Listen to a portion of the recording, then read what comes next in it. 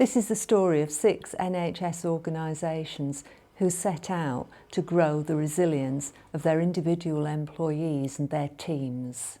There were 6 very different organisations who, during the programme, experienced major change, major pressures.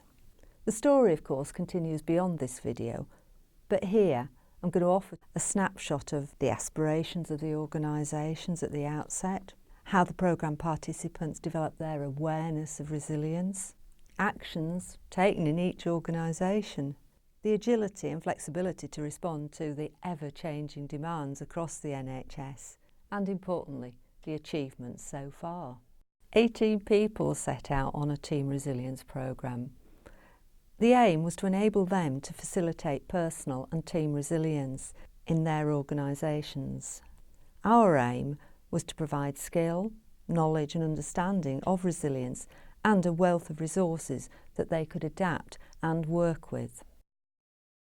At a very early stage, we set out to ask, why is team resilience really important to your organisation? The NHS is constantly changing. We needed something to help our staff cope with pressure. To offer tools to be able to support our staff.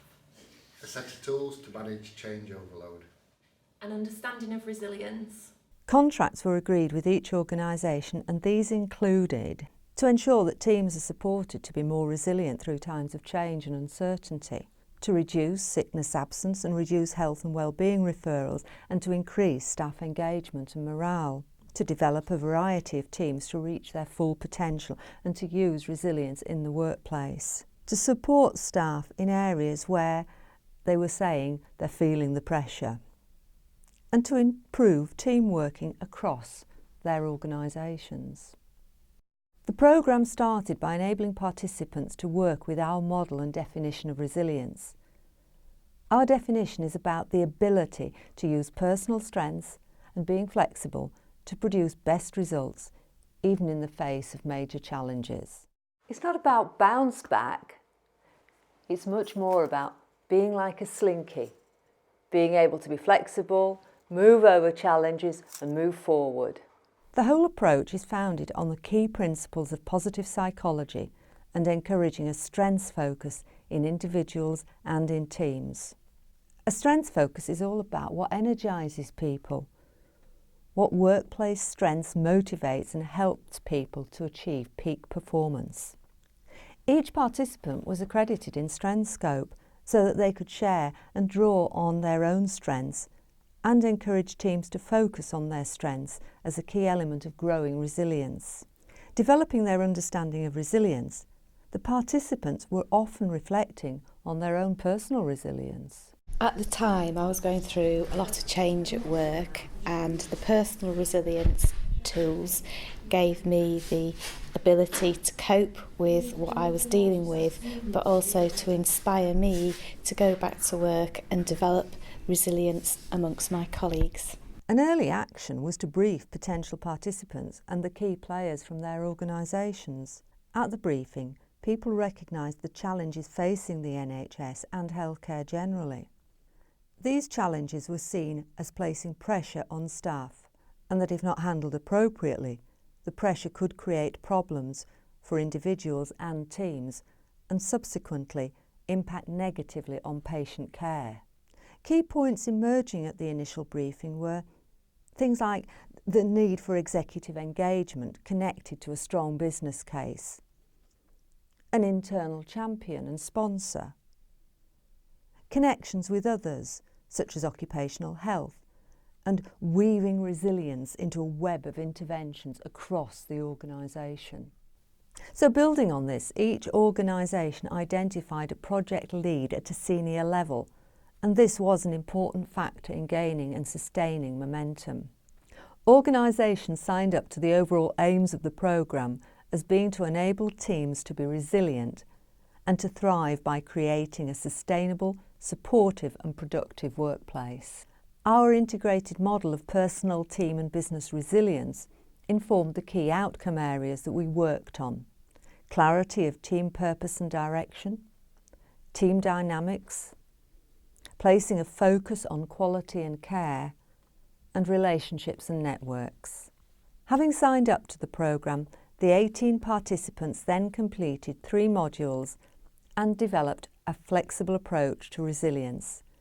And this was supported by a range of resources. Each facilitator had to be flexible based upon the objectives of their organisation, the overall context, and the specific needs of different teams. A range of diagnostics and engagement events were available to support a flexible approach. At one workshop, participants designed and tested out a possible team leader engagement event as they recognised the importance of the line managers, team leaders in creating a supportive and productive workplace. The focus was on why team leader engagement is important, how to hook them, and ideas for a taster event. So anybody that's a manager or a supervisor can come, and it's just an hour to kind of introduce them to what is team resilience, what's personal resilience, and what kind of things can you be doing as a team leader or manager to make your team more resilient. So we've used the kind of 4 key areas that you went through with us, so the lead, engaging leadership, the strengths focus. So we go through the 4 areas and go through kind of what does it mean, what's the benefits of having a more resilient team or more resilient individuals, and how as a manager can you have an impact on that. So we go through some information and then give them some kind of ideas of exercises and tools that they can use with their teams or that we could go and facilitate with them. So it kind of gives them an idea of, or gets them to reflect on where are your teams resilient or not so resilient, and what can you do about it, because what's their role in that. Adaptability is demonstrated by the range of achievements in organisations so far. The types of teams and the approaches to working with them has varied greatly, and this has resulted in the work being relevant and so valued. There have been achievements at organisational, team and personal levels, and so here are some examples. As the programme progressed, participants captured achievements and came together to share their learning. All these things are normally the sorts of things that they want to put on a time out. So the fact that they want to put some resilience, some introduction to resilience in a time out, along with mindfulness, brilliant. I think it's a real positive step forward. A story from a large trust.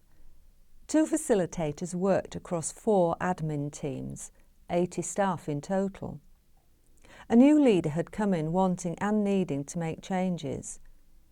However, she was facing major resistance as previous experiences of change had been very negative for the teams. The team event encouraged participants to focus on what strengths you bring to the team and what strengths are within these teams. They were really struggling with just because they couldn't engage them, because they weren't particularly that engaged, were slightly demotivated because of history, and we know that obviously history plays a great part in how people feel. So we thought that we could go into the session and make it a little bit more positive and focus on where their strengths are.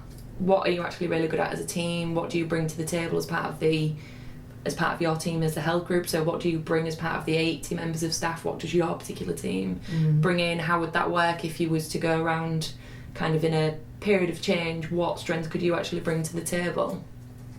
So we ran this session just by simply laying the strengths cards either out or pinning them up on the wall. We gave each one of them 3 post-its each, and for the person that they work with on their left, they were to wander around the strengths cards, read each of them, and then put the post-it with that person's name on the one that they thought that they brought to the table most, or the 3 most predominant skills that they felt that they saw. In a CCG, a virtual team sought some work on their resilience. They expressed it as wanting to be strong, productive and mutually supportive. The warm-up activity was fun and yet posed some challenging questions. From this game, they went on to discuss resilience. They then completed an activity that identified each other's strengths, shared these, offered feedback, and then related their strengths to the challenges ahead. One participating organisation, a social enterprise, won a new contract during the programme and needed to radically revise services and to support staff through the major changes. I'm thinking of a contract that we're working with at the moment, and because of the scale of it, there are a number of things that this is interesting for the contracting piece actually, and as a student myself in this context, I'm thinking, if I were to do this again, what would I do differently next time? Because it's such a long and big thing that you can't put all of the things into place. So you're contracting without fully grasping and understanding what it is that you're doing. You know, you've an idea what you want, and they have an idea what they provide, and they win the tender, and this was a big tender, a European tender. Once you've got over that, you know, initial PQQ part and your tender and then you start to work with one another. So there's a lot of, you know, the positioning, the posturing, and all that kind of stuff around. Do we want to get into a relationship together? But once you're in it, it's probably a bit like an arranged marriage. You then have to make that, you know, make that work because, you know, some of that is quite, you know, you're new to one another. And we are having now to go back and change some of those contracted pieces. And that has been uncomfortable. So just for the very things you've talked about, I've had anxiety around it, I know colleagues have, I know the partners have. So that in itself is such a fine line, like you say, between a loss of a contract or you know, closing on a contract, and we're not near at that stage, and I don't think that we would be with this. But there's still, you've still to find your path together, and that means some difficult conversations. And I wonder sometimes then if just contracting to say there'll be times when we're going to have to communicate difficult messages to one another. There'll be, you know, that could be part of your contract. It's not the explicit part. Again, it's under the iceberg.